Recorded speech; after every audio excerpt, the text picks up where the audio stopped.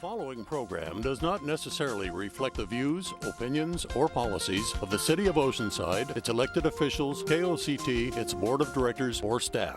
This program brought to you by the caring hands of Tri-City Medical Center.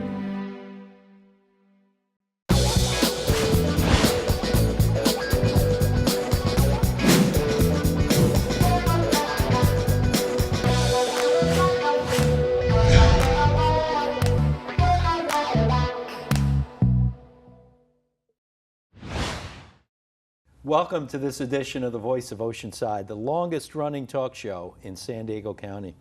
My guest for today's show is the new director for the Oceanside Museum of Art, Daniel Foster. The OMA, as many people call it, is one of the greatest success stories in Oceanside and in North County. A museum started by local citizens that has become a major player in the arts community. Welcome to the Voice of Oceanside. Yeah, it's really good to be here and good to be in Oceanside. Absolutely. Welcome to the community. What I'd like to do, and we don't often have this opportunity because Oceanside has the characteristics of very long-term residents. And yes, frequently, we're dealing with old friends. I'd like to know a little bit about your background and what brought you here. Southern California, born and raised, grew up in the Valley and Woodland Hills, went to UCSD at 18 and studied philosophy and science and business, ultimately going to USC Business School and their entrepreneur program.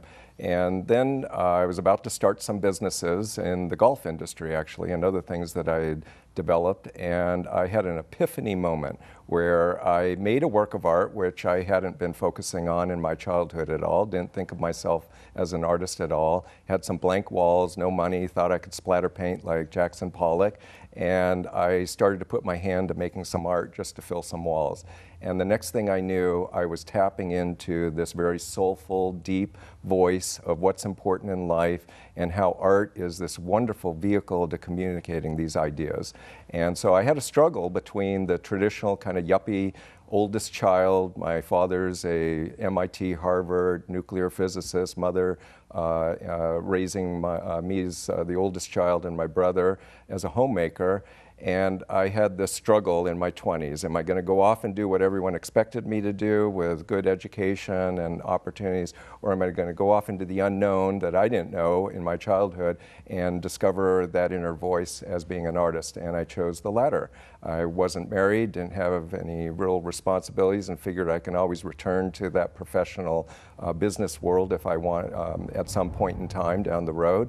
And I started to explore art. And at that time, I was in San Diego. I was working to put rent on the table, food on the table at San Diego Art Institute, which ultimately for 10 years I was the director of education there for programs for the arts community here in San Diego in the late 80s and all throughout the 90s, other than a few years in San Francisco where I got my master's degree at the San Francisco Art Institute. I also worked at UCSD in their art department, University Art Gallery, and also studied there as a student with the best faculty that was teaching, the veteran faculty, the Alan Capros, Italo Sconga, Ernie Silva, Kim McConnells. I was, being an artist primary, working in the arts community as an arts professional. About 10 years ago, the opportunity to run the Riverside Art Museum out in the Inland Empire came along, and I went that way. And for the last 10 years, I was doing two things: running an important regional art museum like the Oceanside Museum of Art, but also running as the president and CEO of the Community Foundation for Riverside San Bernardino counties, which was the largest philanthropic foundation, giving out about $5 million to all kinds of quality of life causes. Quite a departure from the art world, actually, and very much putting my USC business kind of background to bear in that, and understanding, having been a nonprofit guy my whole life and a big volunteer in a lot of programs in communities, I started to understand really what community is about. What is that intersection between the public elected cities and counties, the business community, and the nonprofit community, and how we all actually have an angle, a point of view, and a strength to bear on how we really make strong, healthy communities. And those 4 years running that community foundation was one of the most phenomenal educations and experiences I've had. We grew our assets from 40 to 60 million. We developed all kinds of initiatives in education and safety net and arts and culture and so forth. But I have long admired the Oceanside Museum of Art over its 15-year history, being an arts and culture guy through my career. I knew Skip Hall, the founding director, and a number of the important board members over the years, and had kept contact with them. And I'm always looking for new opportunities, new chapters.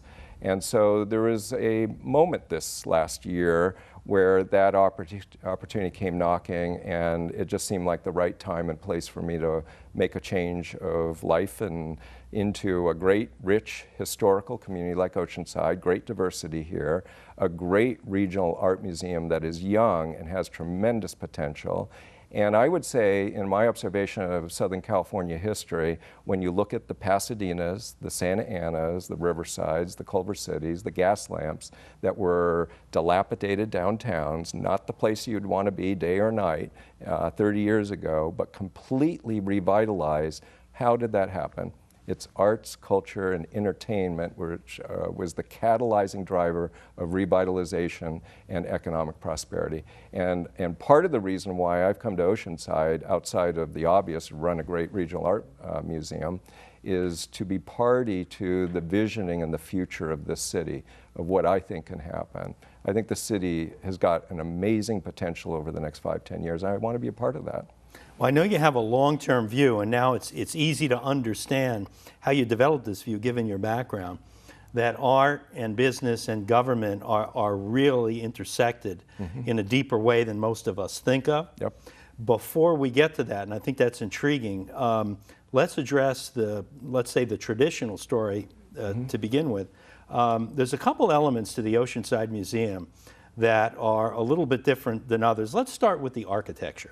The building itself has historic 1934 building, value. Irving Gill. Irving Gill's the great architect of architecture back 70, 80 years ago, and that was the historic City Hall in 1934 building. And when the city and the community had this idea that arts and culture is important in the future and we need a quality museum, they chose an amazing starting point of that architectural building on the campus of the city civic center in downtown Oceanside.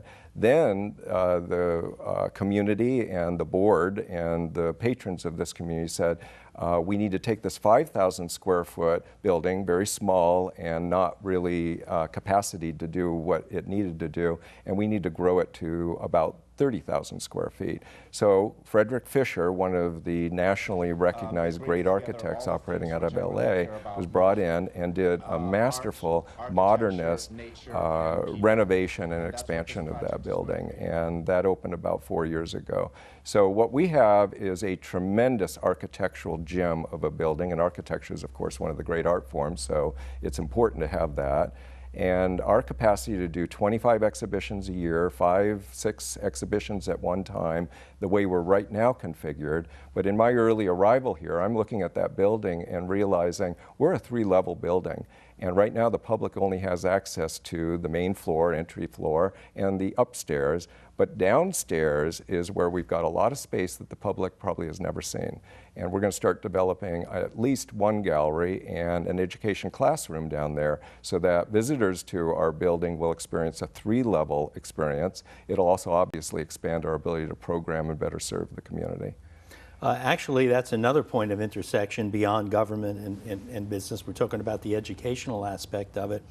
Do you expect that you'll be able to create a noticeable increase in the interaction between local schools and the museum over the upcoming years? We're at that very good starting point where we are touching every 5th grader in Oceanside Unified School District with our youth program, and that's a good starting point. And 5th grade's an important seminal moment of bringing arts into their experience, but all grades are important to have the arts, and they're not getting it under these hard times in the education system.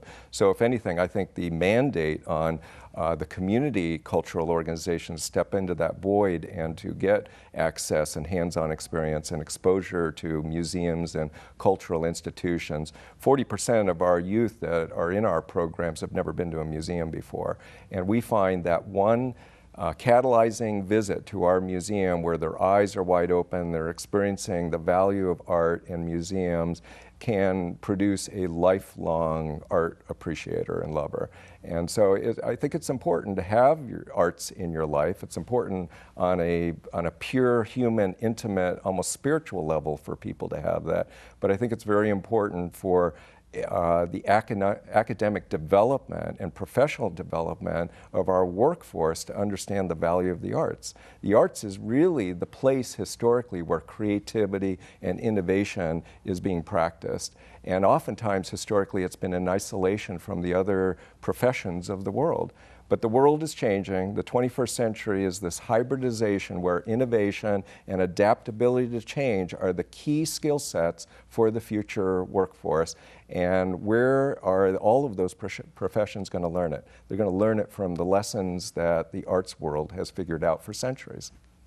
Speaking of change, do you have a top 3 or maybe even a top 10 list of what you want to see happen? We've already covered one. Greatly expanded interconnection with education. Yeah. So what else are you looking at as you embark on this new challenge? Well, the challenge of any regional art museum is to serve the diversity of audiences in the community and to not be a one-trick pony museum that serves just a small fraction of your community. That is what a regional art museum is to do, to serve the whole population. And the population has many different kinds of tastes, and conservative, traditional tastes, and really cutting-edge, conceptual, modern tastes. And so that's the trick, and that's the excitement of a regional art museum, is how do you program intentionally, strategically around all of the interests of your community.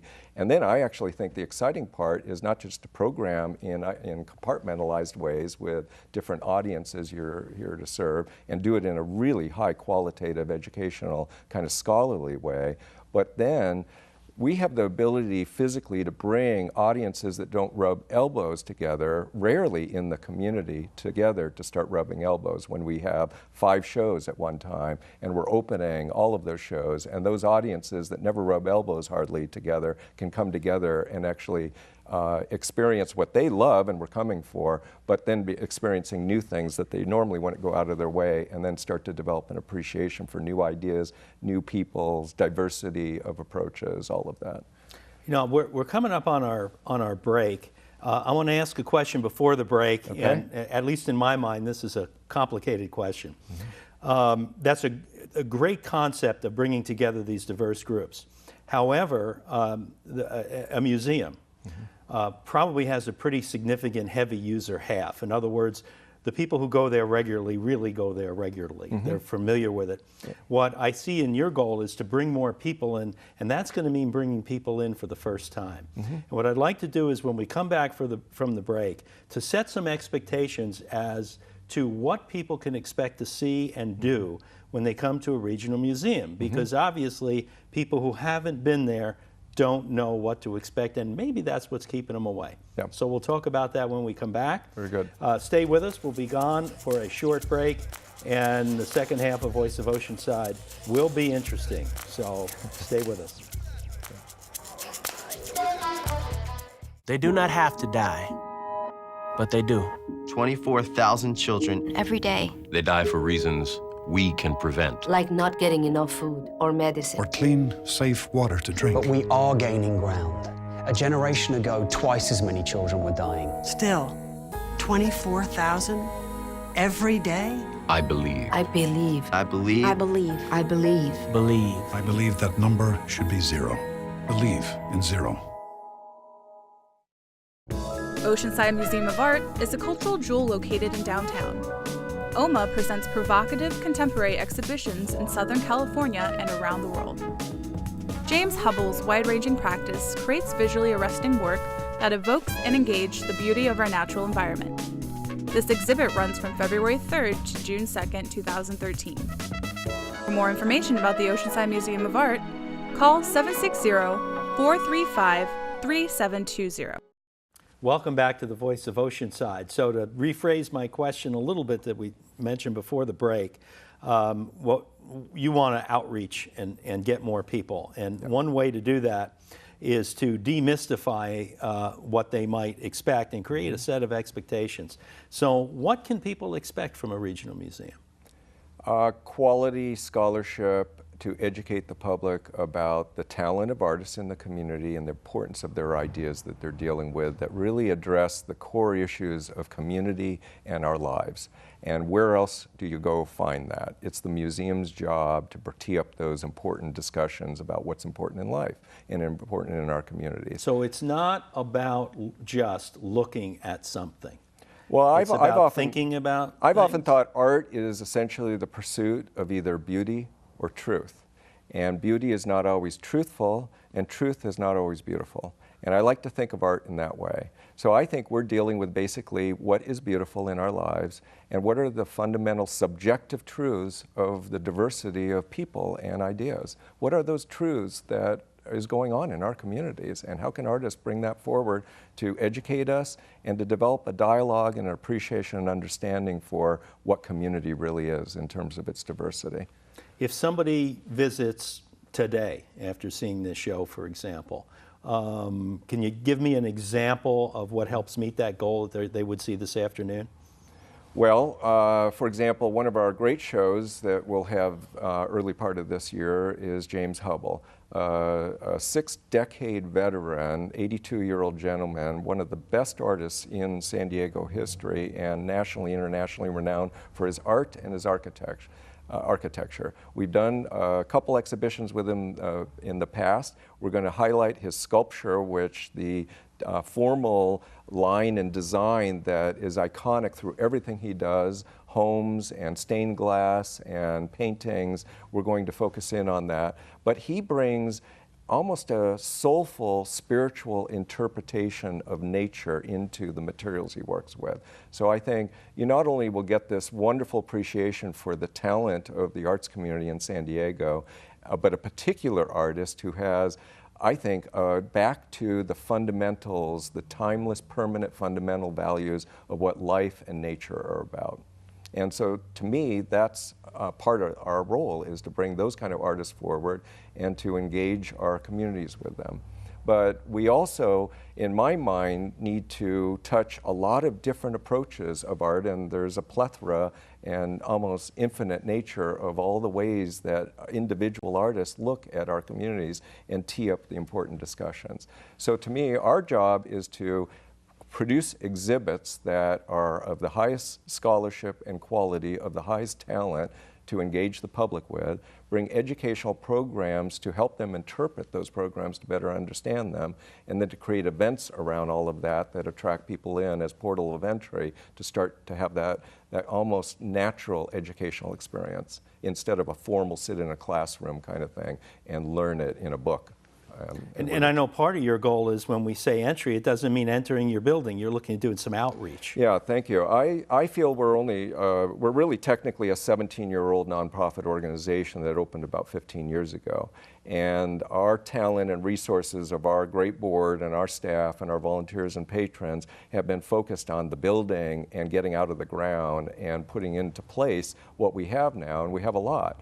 But we haven't been focused on the external world, the outreach, the visibility, the collaborations, the leadership influence within the regional arts community. And I think that's going to be a lion's share of my job, and the future of our organization's leadership is to move in that direction as part of our evolution, our maturing as a regional player in arts and culture, and becoming discovered and reaching out to the entire community. And I also feel we're more than a building. Art is not just to be put in a building on 4 walls, come to us and experience an artful experience and then go home and do your normal thing. Art should be saturated into the consciousness and the public spaces throughout all of our communities.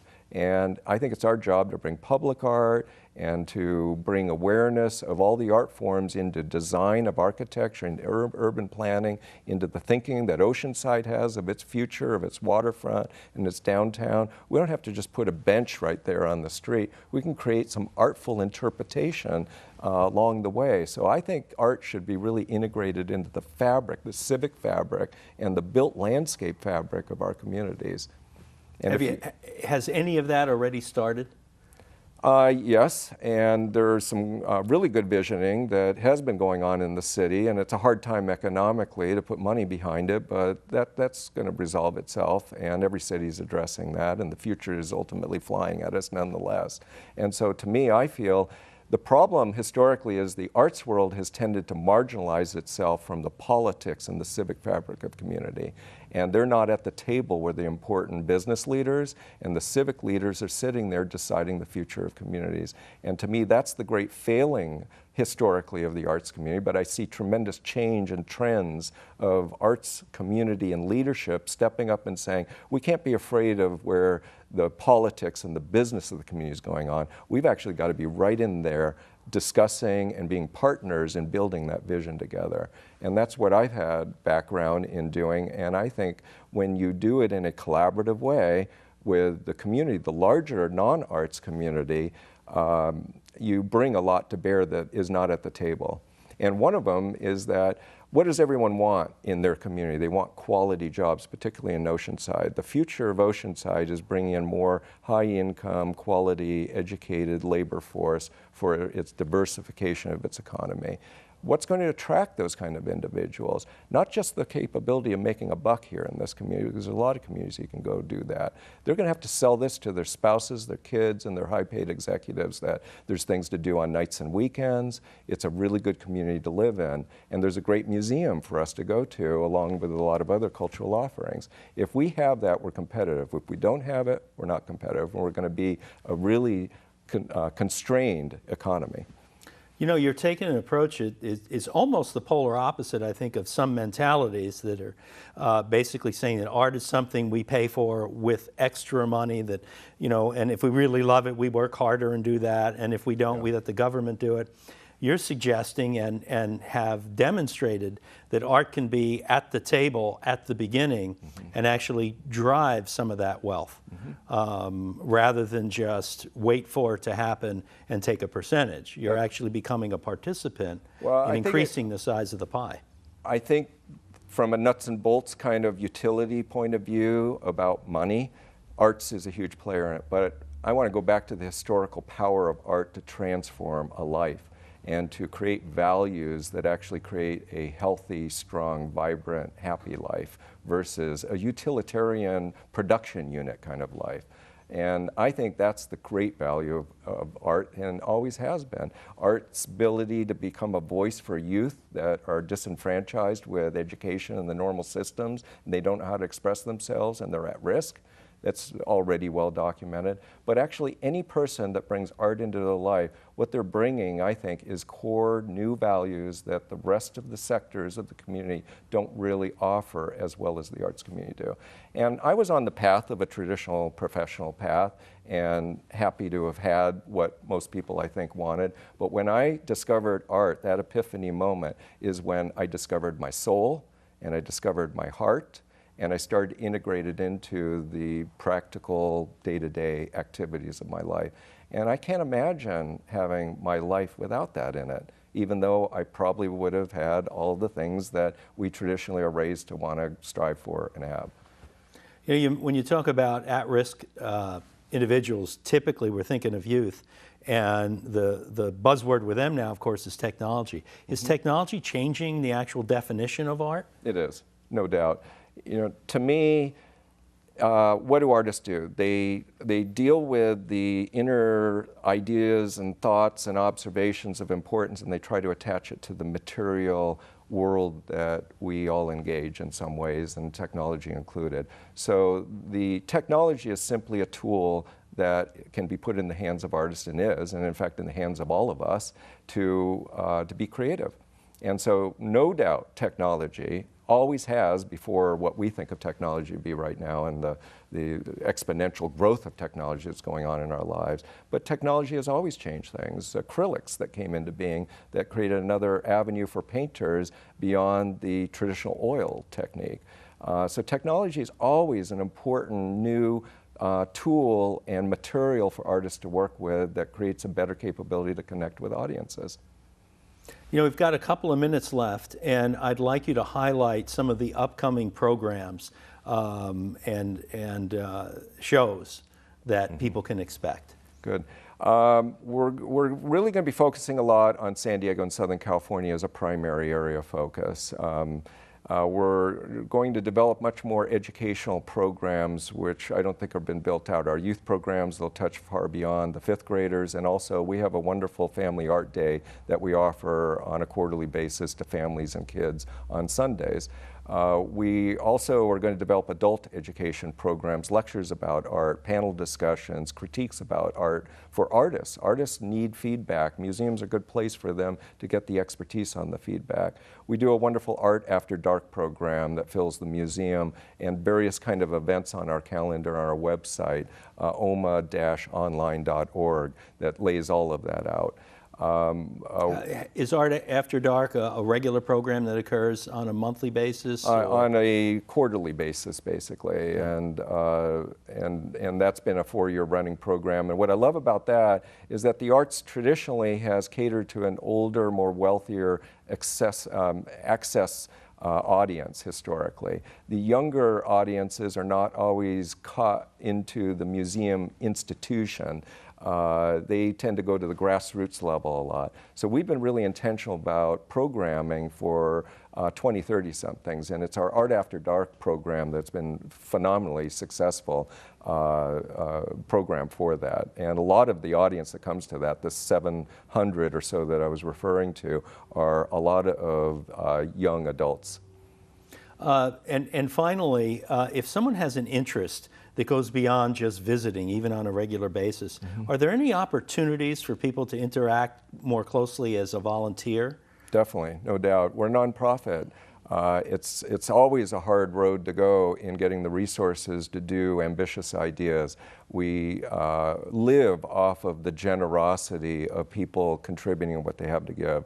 Those that have dollars to give, of course, are hugely important. Those businesses that give us in-kind donations are hugely important. And the community stepping in and say, do you need our help? And volunteering on anything. And we've got lots of opportunities to have volunteers come help us create our future and our growth that we so much need. We're still young, we're at a certain capacity, we're doing a lot with a limited amount of staff and resources, and the community stepping up with whatever they have to offer to help us with our job, our mission, is of great value and need to us.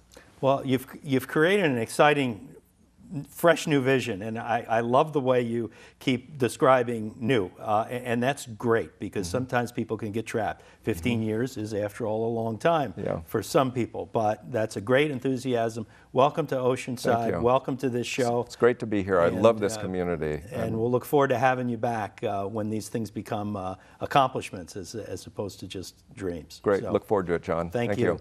And thanks for watching this edition of The Voice of Oceanside. Remember, The Voice is available for viewing at our website at KOCT.org.